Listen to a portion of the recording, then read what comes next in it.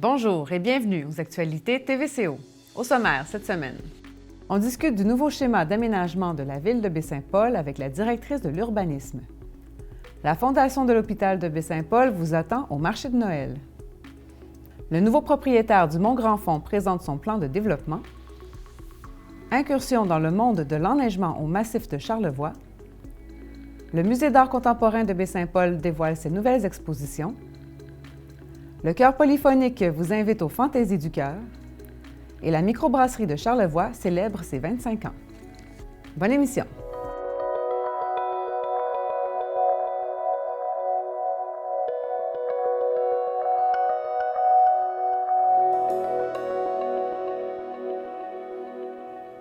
Dans le dossier des inondations, alors que les démolitions accompagnent la reconstruction, nous sommes allés faire un tour dans le quartier Saint-Joseph à Baie-Saint-Paul en compagnie de la directrice de l'urbanisme de la ville. Elle nous explique les modifications qui devront être apportées au nouveau schéma d'aménagement. Les démolitions se succèdent dans le quartier Saint-Joseph depuis quelques mois et les terrains vacants se multiplient. En fait, le citoyen a trois options, c'est-à-dire il peut céder le terrain à la ville. S'il le fait, la valeur de son terrain va être remboursée par le MSP, c'est-à-dire le ministère de la Sécurité publique. Sinon, il peut le garder, mais ce terrain devient automatiquement inconstructible. À partir du moment où la démolition est accordée, il ne pourra pas reconstruire, évidemment parce qu'on est en zone inondable. La troisième option serait de vendre à un voisin qui pourrait y agrandir sa cour. En ce qui concerne les terrains cédés à la ville, il est encore trop tôt dans le processus pour s'avancer sur leur usage à venir. Actuellement, on travaille avec l'équipe de Vivre en Ville, avec la précieuse collaboration du ministère des Affaires municipales et de l'Habitation, pour réfléchir au grand quartier Saint-Joseph à long terme. Comment on va assurer une meilleure résilience du quartier face aux inondations? C'est sûr que c'est un événement exceptionnel qui est arrivé, mais ça ne veut pas dire qu'il n'y en aura pas d'autres. C'est ça. Avec le changement climatique, il faut s'attendre à tout. Ça fait comment on peut protéger nos milieux de vie? Plusieurs services de la municipalité sont mobilisés pour la remise en état des lieux, autant au niveau des infrastructures que de l'environnement. Actuellement, il y a les services du génie qui travaillent sur qu'est-ce qu'on fait avec le mur, comment on assure une plus grande résistance à ce mur-là. Est-ce que ça va être un mur, une digue? J'en ai aucune idée. Là, c'est mes collègues qui travaillent là-dessus. On a des gens qui se spécialisent en hydrogéologie aussi, qui réfléchissent à la rivière.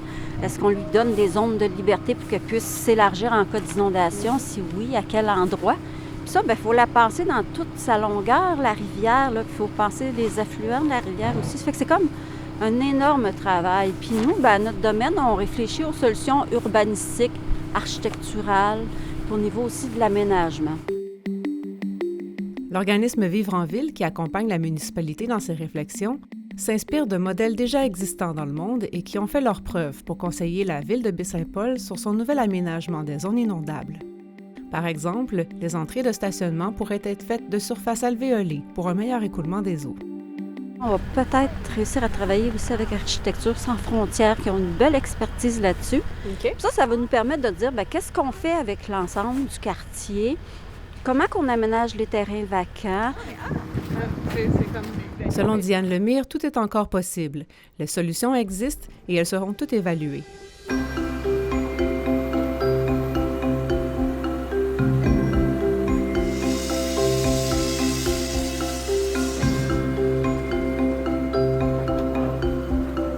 En ce qui concerne la préservation du patrimoine bâti, la procédure d'immunisation contre de futures inondations débute avec les ingénieurs qui déterminent la hauteur du premier plancher. Il faut aussi comprendre ici que les nouveaux sous-sols ne pourront être utilisés comme lieu de vie par les occupants. La maison de Mme Desrosiers, nous, on lui a offert le service du SAP. En fait, c'est une équipe avec qui on travaille depuis plus de 10 ans. Puis on offre des services gratuits à la population, de consultation. Ils font des esquisses, des propositions de restauration. C'est ça qu'ils ont fait pour toutes les maisons qui sont en train de s'immuniser puis qui sont en processus de demande d'aide d'immunisation.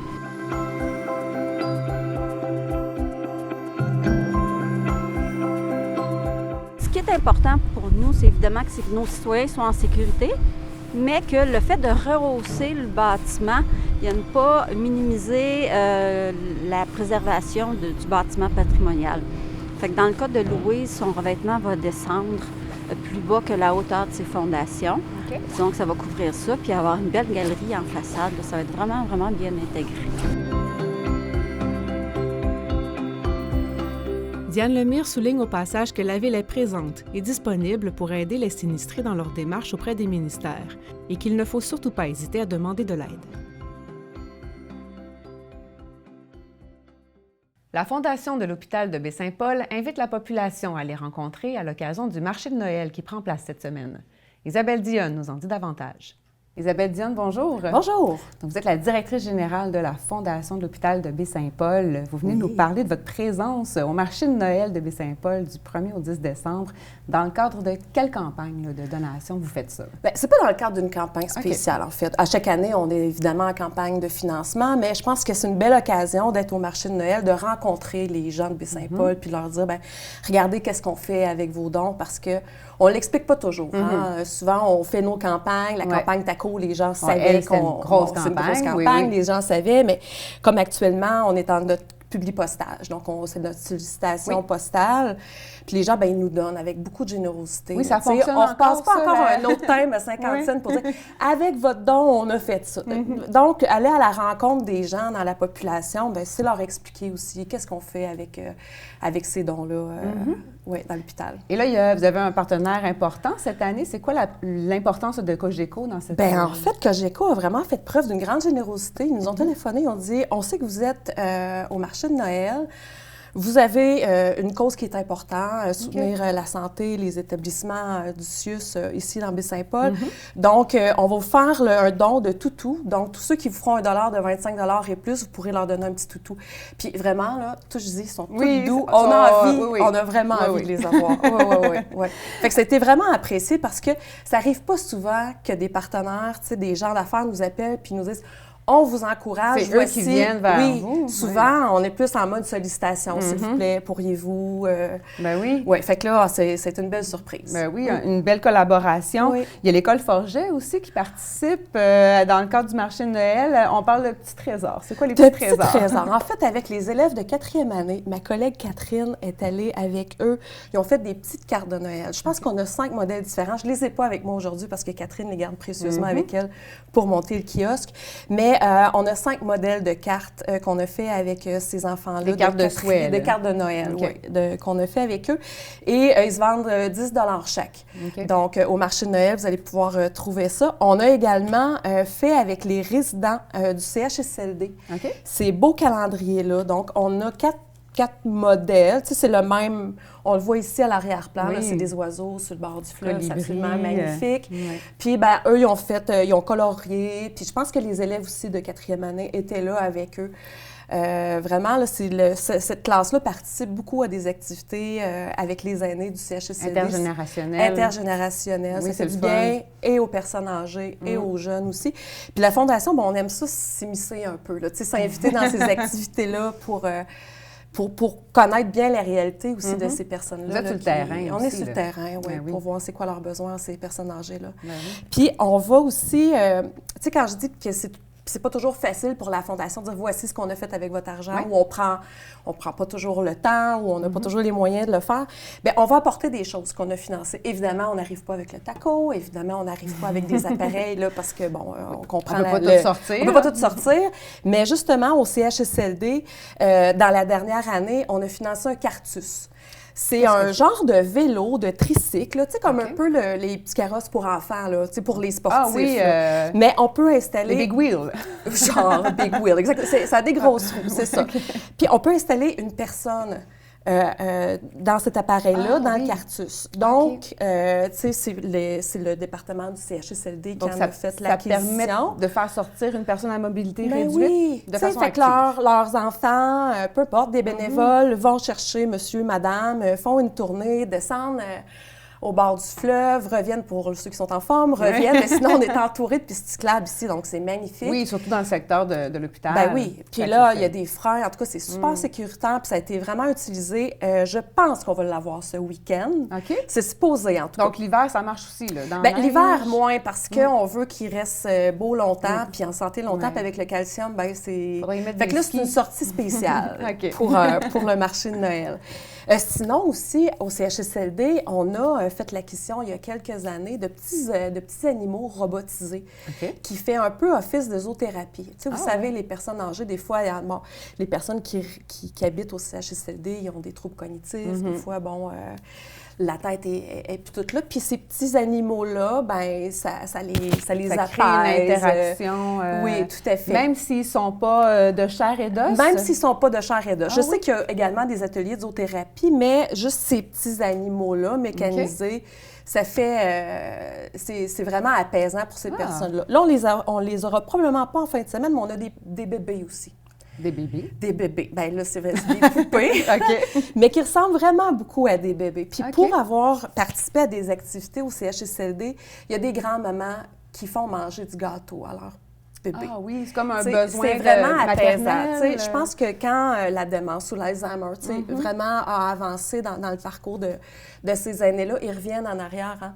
Ouais. Ils retournent, puis là, dans des souvenirs confortables. Oui, c'est ça. Fait que ces petites poupées-là les apaisent. Je sais qu'on va avoir d'autres équipements comme ça qu'on a offert au CHSLD. Là. Parce que la mission de la Fondation, c'est pas juste d'acheter des gros appareils. Non, c'est ça. On a entendu beaucoup parler du TACO. TACO, mais c'est sûr. Par exemple, c'est quoi les prochains objectifs? Là, en fait, déjà, depuis le TACO, on a fait l'achat du Cartus. On a fait l'achat aussi de... Puis là, ça va arriver éminemment, mais on s'entend que quand c'est des appareils, des équipements, bien là, il faut que l'hôpital adapte ses espaces. Bon, puis les fils électriques, puis tous ces machins. Toujours plus complexe que ce qu'on pense. Là. Nous autres, on a la bonne façon, la façon facile, de financer le projet, mais après ça, il faut qu'ils se mettent en branle. Là. Mais un appareil d'imagerie en dentisterie médicale. Parce que, tu sais, quand on va chez le dentiste, il peut prendre les radiographies, il dit, OK, là, tu as tel dent à faire arracher, mais il y a des gens qui ont besoin d'être endormis pour procéder à ces extractions dentaires-là. Et à l'hôpital, on ne l'avait pas, cet appareil-là. Donc, il devait aller à Québec. En ayant cet appareil-là, ici à Baie-Saint-Paul, mais les personnes qui en avaient besoin, ils vont pouvoir avoir les traitements ici à Baie-Saint-Paul. On a fait l'achat de différents appareils comme ça qui permet aux gens d'ici de pas toujours avoir à se déplacer. Parce que c'est beau, on est bien, on a un bel hôpital. Bien, c'est un but aussi, un peu, hein, en gardant notre hôpital ici, de le remplir avec les services. Puis ça me brise tout le temps un peu le cœur quand je vois des chefs de département qui disent, bien, on vous présente ça, sinon nos patients, il faut qu'ils aillent à Québec. Ben oui. Puis tu sais, quand tu as besoin d'un appareil, c'est souvent que tu n'es pas en train, tu sais, ça va pas super bien, fait qu'il y ait des soins ici, dans notre belle région, dans notre bel hôpital flambant neuf, on est bien content de ça. Bien sûr. La Fondation, c'est pas que dans les murs de l'hôpital ou du CHSLD. Vous avez des fonds spécifiques là, à d'autres causes, si on veut. Bien, en fait, c'est principalement pour tous les patients et les résidents de l'hôpital, le CHSLD, les différentes services ressources, de santé. C'est ça, qui sont sur place. La Maison des aînés à Saint-Hilarion, quand ça va ouvrir, et dans notre giron également financier. Mais on supporte aussi le Centre communautaire Pro-Santé. On leur donne une enveloppe à chaque année pour les personnes défavorisées, l'achat de lunettes, traitement dentaire, pour qu'il y ait accès à donc, toujours en lien avec les soins de santé. Toujours en lien avec les soins de santé. On a un fonds jeunesse-adolescent qui n'est pas beaucoup exploité par l'externe. Puis là, le conseil d'administration, en janvier, on va réfléchir vraiment à nos fonds, mais qui visait le développement des saines habitudes de vie chez les enfants. Pour se dire, bien, l'idée, la meilleure façon de contrer la maladie, c'est de rester en santé puis d'avoir les meilleures habitudes meilleures habitudes de vie possibles. Fait que ce fonds-là, ça fait longtemps qu'il existe, mais je pense qu'on ne l'a pas assez mis en valeur. Puis là, on va réfléchir à ça. Là, comment on peut être plus actuel avec nos différents fonds, là, avec les besoins de la population. D'accord. Donc, on passe vous voir au marché de Noël du 1er au 10 décembre. Vous allez être situé dans quel coin? On est à l'intérieur. Donc, on vient se réchauffer. On va avoir chaud, ça va nous faire vraiment plaisir de vous rencontrer. Puis, on a des petits toutous qui sont tout doux, des beaux calendriers, des cartes. Parfait. Merci beaucoup, Isabelle Dion. Bien, ça me fait plaisir. Bonne journée.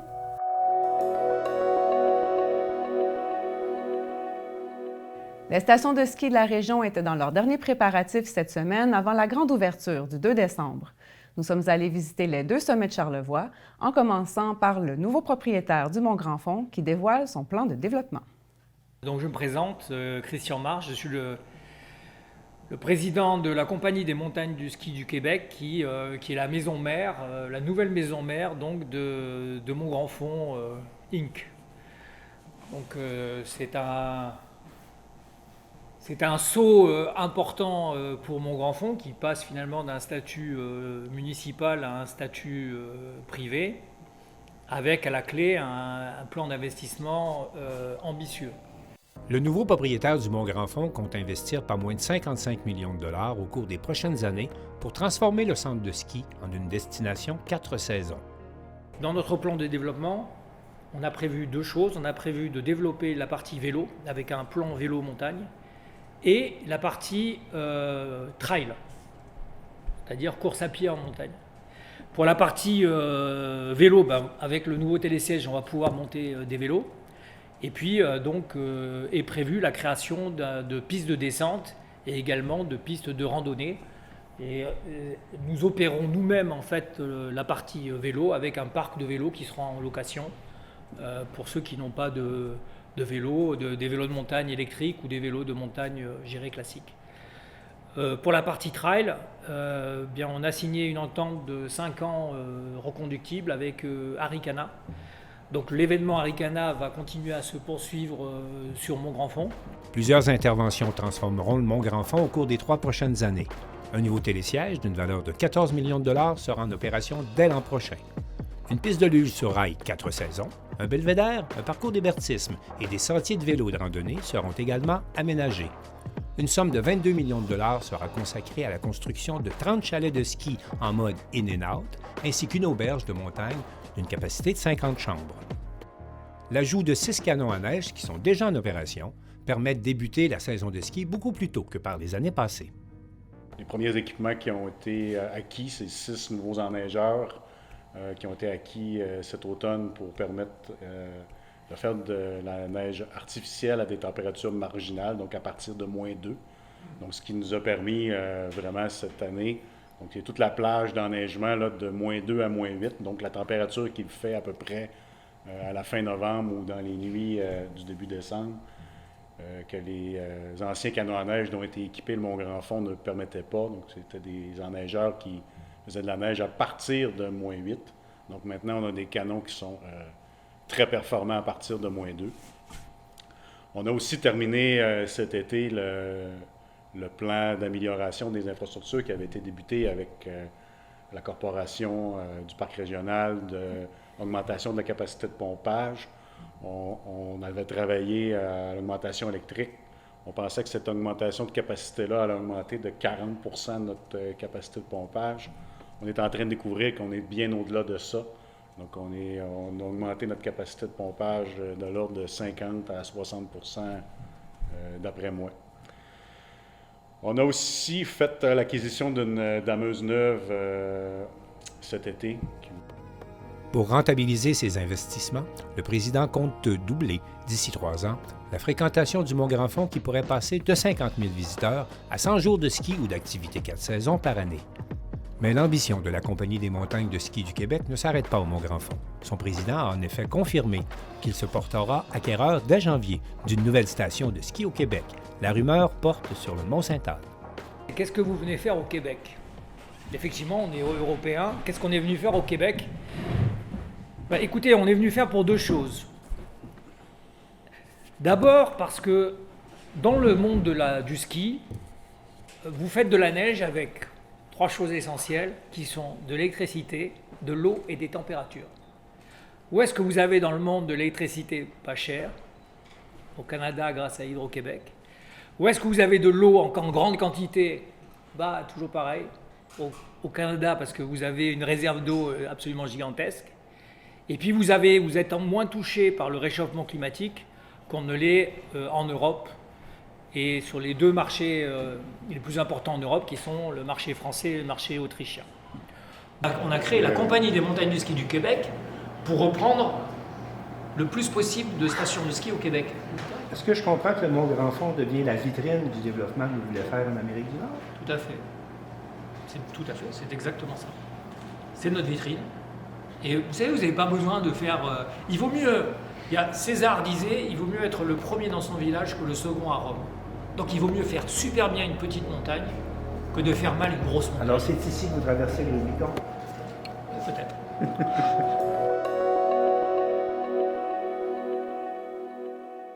Du côté du massif de Petite-Rivière-Saint-François, notre équipe s'est jointe à celle de l'enneigement, qui nous a expliqué tout le travail nécessaire pour obtenir les meilleures conditions de glisse possibles. Nous sommes le 30 novembre 2023 et Dame Nature a été généreuse pour les amoureux des pentes en nous offrant une belle bordée qui permettra l'ouverture des montagnes de la région dès le 2 décembre.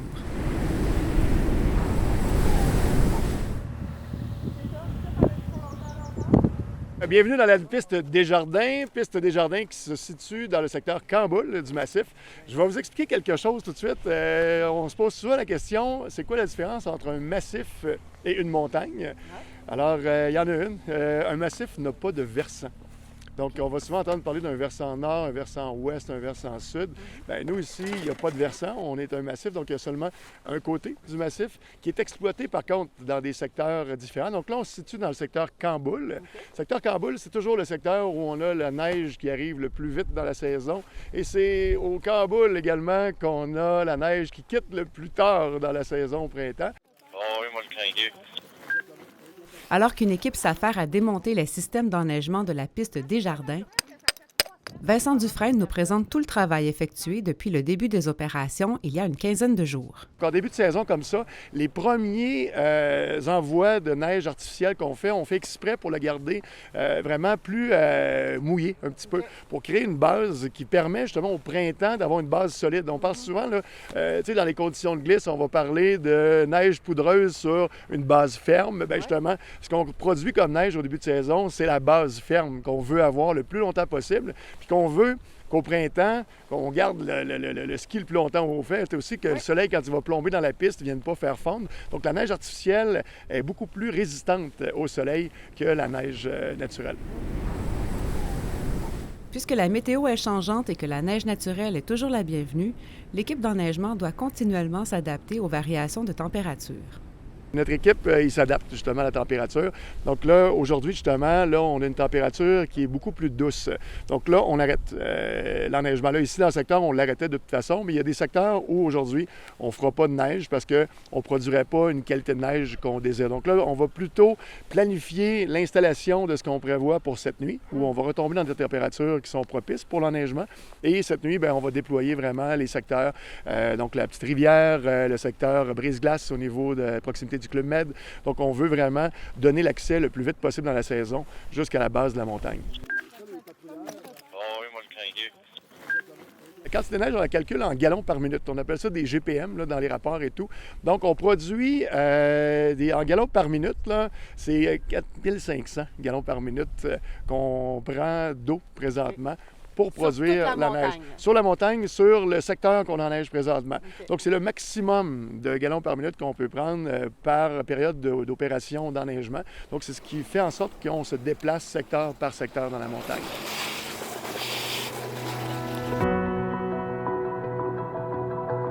Pour fabriquer cette énorme quantité de neige artificielle, les stations de ski doivent s'approvisionner en eau et la distribuer partout sur la montagne.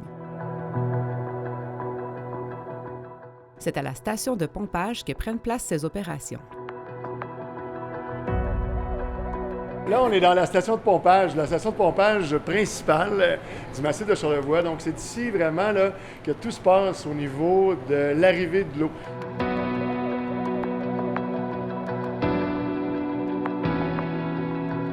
On a 2 points d'eau qui sont naturels. Donc, la rivière Lombrette, qui depuis 2 ans maintenant existe. Et on a le lac Tourville. Le lac Tourville, depuis le tout début qu'on fait de l'enneigement artificiel ici au massif, c'était le lac Tourville dans lequel on puisait l'eau.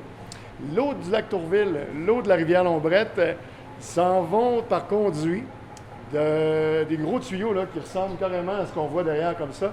Donc, l'eau de la rivière et du lac s'en va, de par ces conduites d'eau-là, vers un réservoir. Le réservoir, on le voit le long du chemin du massif au sommet. Quand on passe, ça a l'air d'un gros beau lac, mais c'est le réservoir d'eau.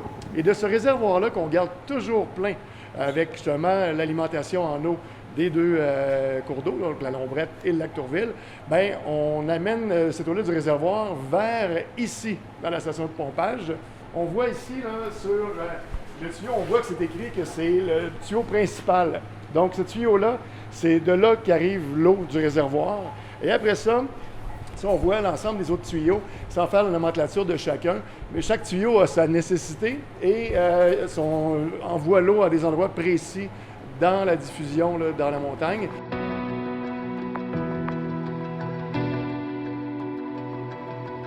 Au massif, 2 principes sont utilisés pour acheminer l'eau jusqu'aux perches d'enneigement, par voie gravitaire et par voie de compression.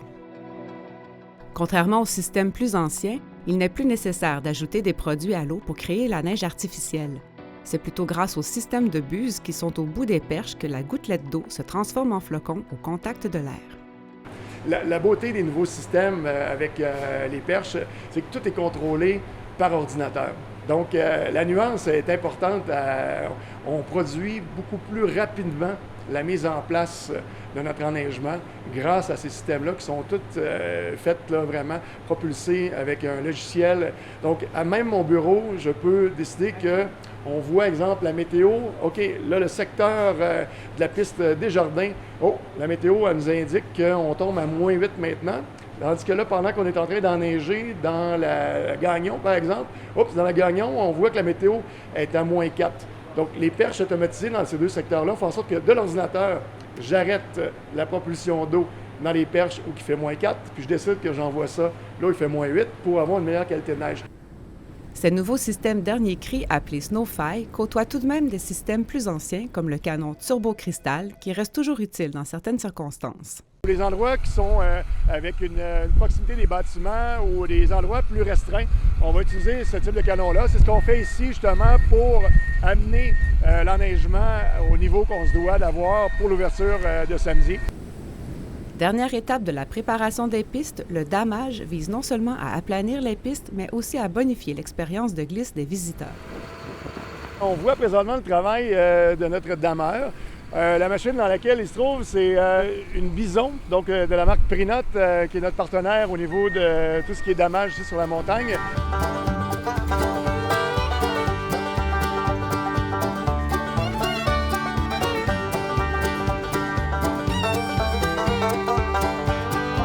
On voit derrière, il y a justement un treuil qui sert à damer les pistes quand on est dans des pentes qui sont vraiment abruptes.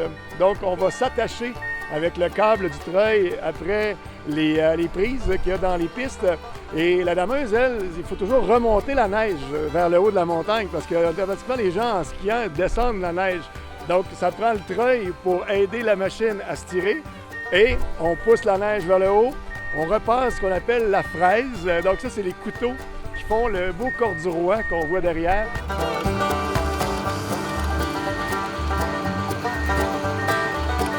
À chaque tombée de neige importante, un plan de damage est élaboré. Lors d'une tempête de neige, on va toujours sortir l'opération de damage très tôt dans le soir même. Donc le but, c'est de garder la neige au sol. Donc on ne veut pas que le vent fasse disparaître la belle neige naturelle qui arrive. Donc, à ce moment-là, on sort le plan de damage aux alentours de 20 heures dans ce temps-là et on travaille la neige pour la compacter au maximum. Et après qu'on a fini la compaction, quand on est en mesure d'arriver là, vers 4h, 4h30 du matin, bien là, on sort les opérations justement de préparation de piste. C'est sûr que là, si la tempête continue, c'est différent. On laisse la poudreuse. Mais quand la neige a arrêté, bien là, à ce moment-là, les couteaux derrière vont vraiment faire un mixage de toute cette belle neige-là, vont venir la compacter et le tapis qui suit derrière fait le beau corduroy. Donc, c'est ce qu'on est habitué de voir dans les meilleures conditions de glisse. C'est ce que les gens ont comme attente aussi. La qualité des équipements est importante pour garantir les meilleures conditions de glisse possibles. C'est pourquoi l'achat d'une nouvelle dameuse est fait à chaque année au massif de Petite-Rivière-Saint-François. Un investissement d'environ 700 000 $ par machine. On travaille pour 2026, donc c'est dans 2 ans, pour être, en collaboration avec Prénote, la première montagne qui va avoir une dameuse, mais à carburant hydrogène. Donc, ça serait vraiment une machine qui fonctionnerait qu'à l'hydrogène, aucune émission de carburant, gaz à effet de serre et tout. Alors, pour nous, c'est ça, on vise d'arriver avec l'électrification de nos systèmes et l'utilisation d'hydrogène également. Cette année, c'est plus de 500 employés qui sont en poste pour assurer les opérations de la montagne. La plus grosse équipe de l'histoire du massif. À cela s'ajoute une centaine de bénévoles qui viennent prêter main forte. Le Musée d'art contemporain de Baie-Saint-Paul présente 2 nouvelles expositions dans ses salles principales, soit Regards obliques et Le corps sublime. Voici notre reportage. Bonjour tout le monde et vraiment merci d'être ici en grand nombre pour célébrer le travail d'une artiste exceptionnelle à la créativité débordante. Le Musée d'art contemporain de Baie-Saint-Paul présente une première rétrospective de 40 ans de pratique de l'artiste multidisciplinaire Paryse Martin avec l'exposition Regards obliques. Féministe de la première heure, elle a développé au fil des décennies une œuvre complexe et profonde d'une grande cohérence où l'intime se déploie dans l'universel. Par son savoir-faire et son imaginaire débridé, elle renverse nos perceptions pour nous amener à poser un regard lucide et empirique sur le monde. Excusez-moi, ça, je suis très émue.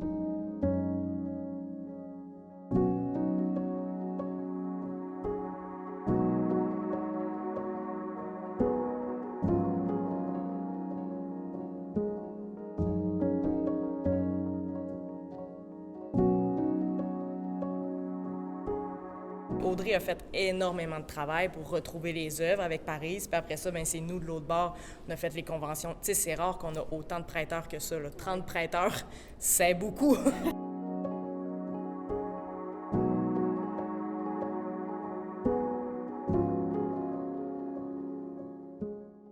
Originaire de Caribou dans le Maine, Paryse Martin a grandi au Québec et est actuellement chargée d'enseignement à l'Université Laval. Les sujets qu'elle aborde, son côté à la fois doux et provocateur, lui ont valu le surnom de punk aux gants de soie. Ça représente vraiment ce que j'ai fait pendant toute ma vie, c'est-à-dire d'avoir toujours un petit regard décalé sur les choses, mais de le livrer d'une manière assez douce, sans que ce soit pour heurter les gens ni pour déranger, mais bien pour nommer des choses qui viennent un petit peu plus de côté au lieu de front. Je pense que ça vient d'un état d'être, ce phénomène-là aussi, c'est que, mettons, l'offre de bonheur de notre société actuelle, pour moi, n'est pas nécessairement si convenante que ça. Le rapport à la consommation, le rapport aux femmes, le rapport à l'environnement, pour moi, il y a comme quelque chose qui ne fonctionne pas tout à fait. Fait que j'essaie de donner à voir des visions qui pourraient peut-être changer un peu mon univers d'abord, puis peut-être inspirer les autres. Dans la grande salle d'exposition du musée, les aquarelles côtoient les sculptures de médiums variés, les bronzes et les installations, riches en matière et en couleurs, comme l'est ce grand mur de la démesure qui reproduit une installation faite en 92 lors d'une exposition à la galerie Simon Blais. Et le concept de ce mur-là, finalement, c'est de générer une œuvre qui est totale, mais constituée de plein de parties qui sont disparates, hétérogènes, qui n'ont aucun rapport à ces objets-là ensemble, mais qu'au final, elles vont former un tout extrêmement dynamique, texturé, théâtral et coloré. La conservatrice et directrice générale du musée, Gabrielle Bouchard, est très fière de cette exposition pour laquelle elle avait carte blanche pour une première fois depuis son entrée en poste. En fait, c'était pas supposé être ça. Puis il y a eu un changement, je dirais de dernière minute, parce que, tu sais, il y avait quelque chose de prévu, puis finalement, il y a eu un délai, l'exposition a dû être repoussée, et là, j'avais rien dans cette salle-là. Fait que j'étais vraiment contente. C'était comme un beau cadeau pour moi. Fait que, tu sais, je voulais me pencher sur une artiste, pas avoir plusieurs artistes. Puis c'est sûr que le nom de Paryse m'est venu en tête immédiatement. C'est tellement une technicienne incroyable, puis elle n'avait jamais eu d'exposition majeure muséale. Non seulement le choix de cet artiste amène un vent de fraîcheur, la programmation d'activités qui l'accompagneront pendant son séjour au Musée d'art contemporain de Baie-Saint-Paul ajoute à son attractivité. Mais en fait, ça a été à parler avec Parise. Parise, à la base, c'est une prof. Donc, elle, être avec des enfants, faire la création avec des enfants, c'est vraiment la clé. Puis elle-même, elle prend des cours avec son neveu. Depuis qu'il y a 4 ans, 5 ans, c'est lui qui lui donne des cours de dessin pour retrouver des manières de dessiner plus instinctives, exactement. Donc, pour elle, elle nous a vraiment demandé comment est-ce que vous mettez les enfants là-dedans. Tu sais, c'était super important pour elle. Je pense qu'il n'y a pas personne qui est seul dans son monde. Donc, on s'assure que la culture est vraiment un état de passage quand on travaille, puis on amène les jeunes dans nos expos. Puis aussi, c'est qu'ils n'ont pas toutes des idées préconçues sur qu'est-ce que ça doit être l'art. Donc, ils sont ouverts. On les fait entrer dans nos mondes tellement plus facilement, puis on dirait qu'ils ne l'oublient pas, ça, après. Ça meuble l'esprit pour longtemps, là. Des visites nocturnes à la lampe de poche sont également prévues dans le cadre d'Illumine Baie-Saint-Paul, ainsi que des ateliers de création et des conférences. La visite en compagnie de la commissaire de l'exposition, Audrey Caro, est aussi une invitation particulièrement appréciée, à laquelle les partenaires et amis du musée ont pu participer. Quand vous allez faire le tour, vous allez remarquer, pour moi, je voulais que ça soit expérientiel plutôt que de vous amener toujours Il y a des pistes de réflexion qui se trouvent sur certains cartels, mais je voulais que vous viviez son art, son travail. Et vous allez voir, en regardant les cartels au mur, vous allez peut-être vous étonner, ça a été fait en 90, mais elle revient sur ce motif-là au début des années 2000 ou bien en 2019, par exemple. Donc, il y a des éléments qui sont récurrents et c'est dans l'esprit de circularité qui se trouve chez Parise Martin, puis aussi dans un système organique, les choses sont mouvantes, elles sont dynamiques, elles bougent et ça revient. Et cette pièce-là, finalement, qui est une sphère, donc qui n'a jamais de début ni de fin, eh bien, le dessin qui est sur la sphère ici est à l'image de ça. En plus de Parise Martin, l'exposition Le corps sublime du sculpteur Jim Ritchie est présentée dans la salle attenante. C'est un artiste qui, contrairement à l'œuvre de Parise, qui est très foisonnante, qui touche à toutes sortes de sujets, Jim Ritchie s'est intéressé à un thème, le corps humain, mais qui l'a traité de différentes manières. Alors lui, son idée, c'était vraiment de rendre le corps humain dans ce qu'il y a de plus essentiel. Finalement, l'exposition permanente au sous-sol a aussi été mise à jour. Le côté historique reste le même, mais c'est vraiment toutes les œuvres de notre collection qui sont sorties. C'est Anne Beauchemin qui fait le commissariat à chaque année, là, qui change les œuvres. On a des œuvres de Serge Murphy qui parlent super bien avec les œuvres de Parise aussi, dans le côté de la couleur, dans le côté de l'utilisation de l'aquarelle, tout ça. On a Françoise Sullivan, encore une fois, parce qu'on n'est pas capable de se passer d'elle. On a Rita Le Tendre, donc on a des femmes fortes, Marcel Ferron aussi, qui sont vraiment mises de l'avant. Fait que c'est vraiment des œuvres intéressantes. On a l'œuvre là que j'adore aussi de, mon Dieu, Mathieu Valade, le chien qui mange dans son bol de lumière. Les expositions Regards obliques et Les corps sublimes seront présentées jusqu'au 2 juin 2024. À l'approche du temps des fêtes, le Chœur polyphonique de Charlevoix vous convie à son spectacle Fantaisie du cœur. J'en discute avec Louise Lapierre. Louise Lapierre, bonjour. Bonjour. Donc, vous êtes membre du Chœur polyphonique. Vous venez nous présenter le spectacle qui sera offert dans le cadre du temps des fêtes, qui s'intitule Fantaisie du cœur. Déjà, parlez-moi un peu de ce titre. Qu'est-ce que ça représente? Alors, Fantaisie du cœur, c'est un recueil c'est un choix de 6 opéras et opérettes. D'accord.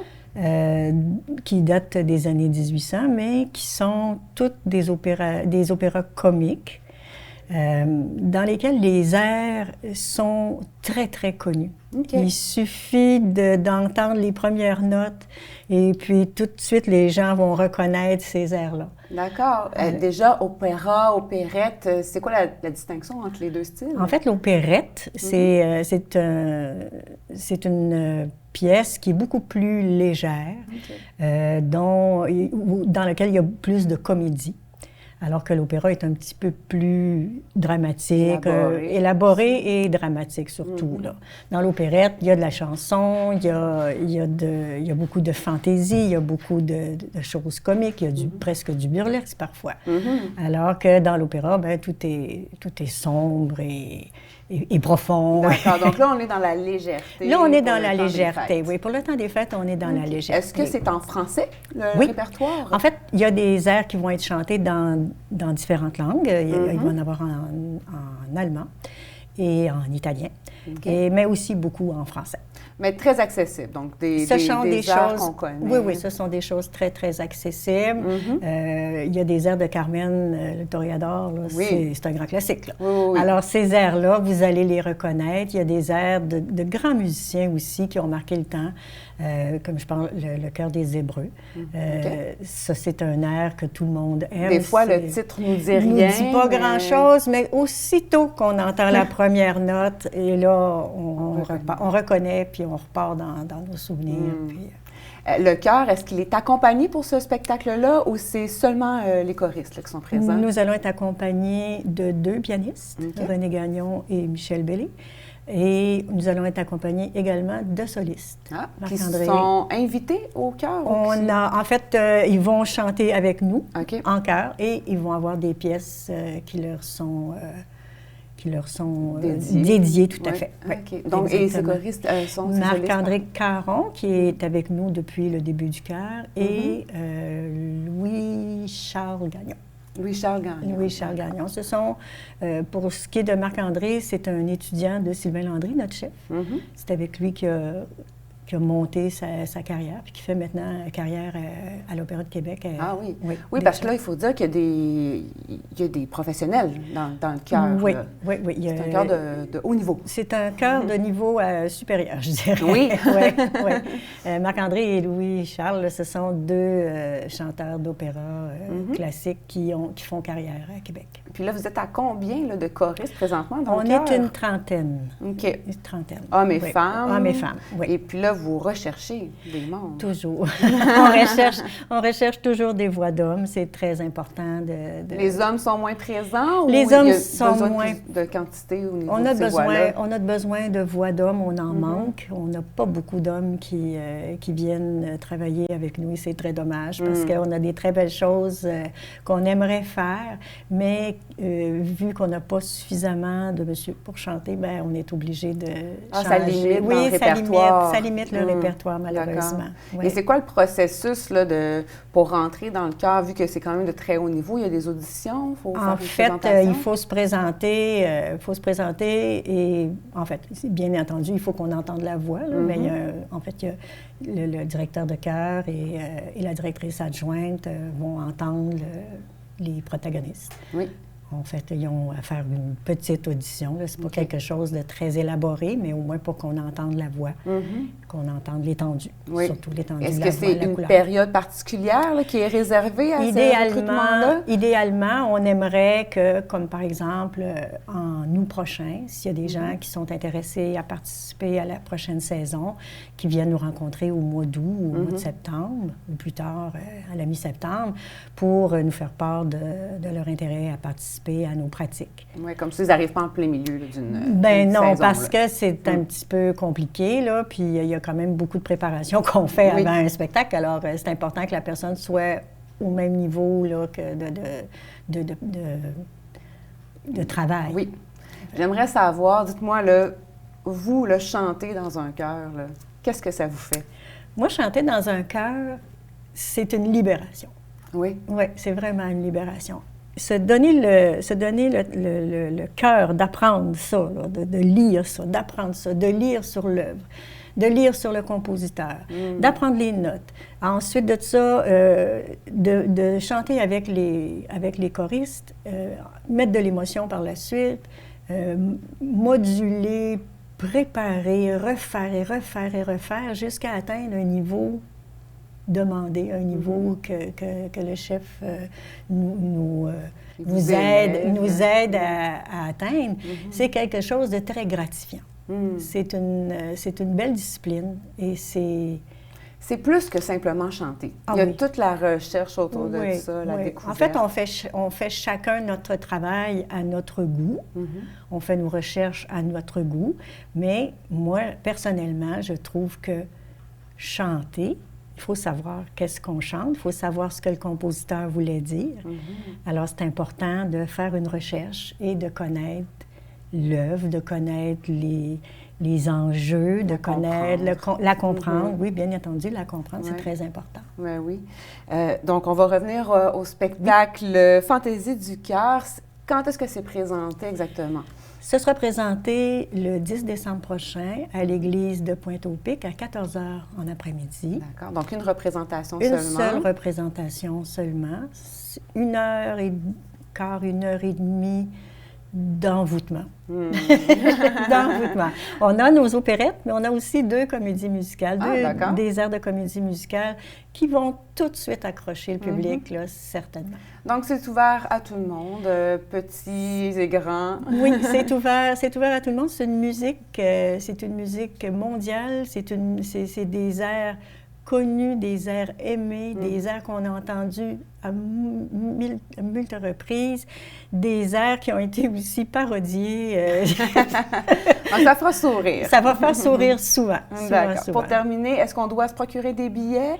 Les billets sont en vente actuellement. Vous pouvez les réserver au Chœur polyphonique par téléphone ou par Internet. Et aussi, les choristes en ont. Alors, au coût de 25 $ et 15 $ pour les moins de 18 ans. Parfait. Merci beaucoup, Louise Lapierre. Merci. À la prochaine. Oui.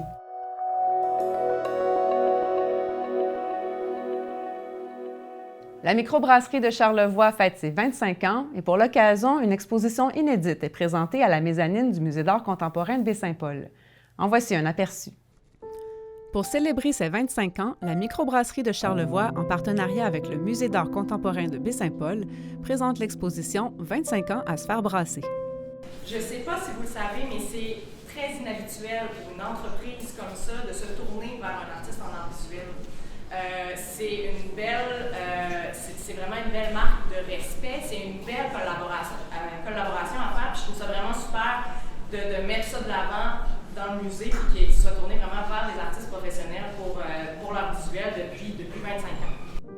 Installée sur la mezzanine du musée, l'exposition rassemble une panoplie de bouteilles du collectionneur Rosaire Tremblay, les œuvres originales qui ont été transposées en étiquettes, ainsi que des croquis. Je vous invite à venir voir, regarder l'évolution, c'est vraiment le fun parce qu'au départ, comme une petite entreprise, c'est Caroline, ma conjointe, qui est artiste graphique, qui faisait les étiquettes. Et puis un jour, Caro en a eu assez, elle a dit non, là, on a besoin d'aller plus loin dans l'illustration, dans l'image. On voulait imaginer la Dominus Vobiscum, elle a pensé à Denis Reed qu'elle avait déjà rencontré. Donc Denis a été notre partenaire pendant un bon nombre d'années pour illustrer les bières de microbrasserie. Et il y a quelques années, on a dit, bon, ben là, maintenant, avec la multitude de produits qui se retrouvent sur les tablettes, on le sait, hein, il y a 300 brasseries au Québec maintenant, puis il y a plein d'images, on voulait avoir quelque chose qui était un peu déjanté, un peu éclaté. Et on est tombé sur Paul Turgeon. Le processus créatif de l'illustrateur Paul Turgeon est habituellement fait sur commande, comme il nous l'explique, avec, pour exemple, La Petite Tranquille. La Petite Tranquille, il fallait que je réfléchisse à l'idée de prendre son temps.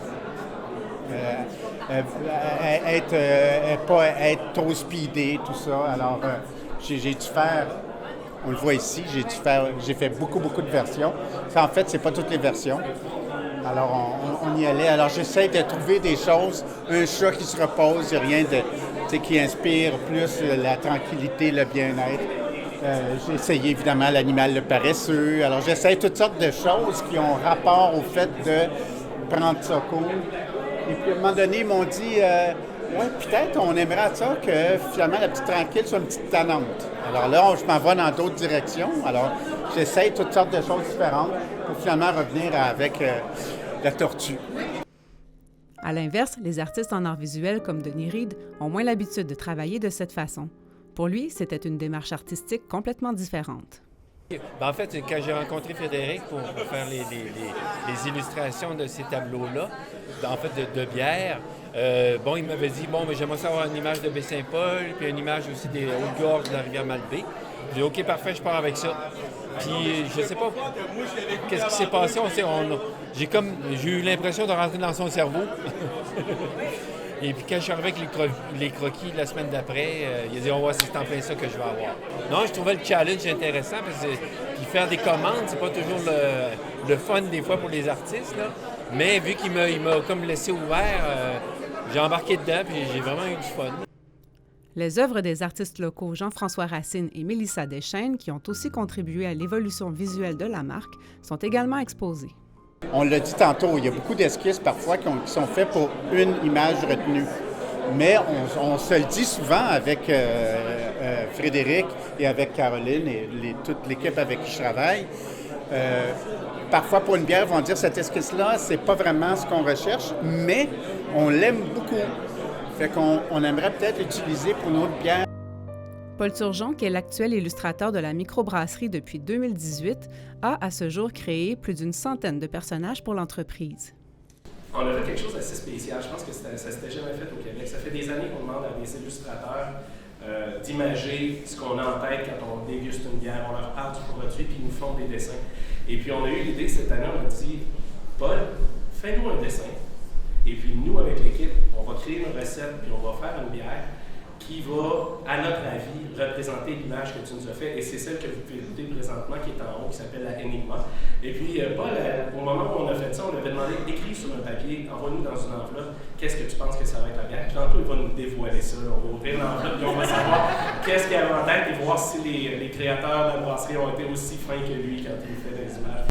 Pour ceux qui se demandent si oui ou non l'artiste Paul Turgeon avait bien deviné de quoi serait composée la bière inspirée de son œuvre, voici la réponse. Donc, une bière brune. Assez foncé. On va évoquer dans le morseur des fonds de mer. Il y a quand même goût légèrement caramélisé. Oui. Café mocha malté.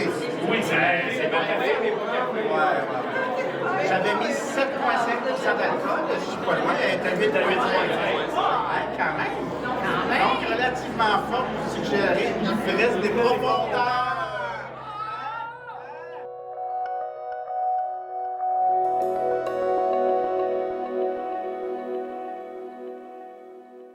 C'est ce qui conclut les actualités cette semaine. Au nom de toute l'équipe, merci d'avoir été des nôtres et à la prochaine.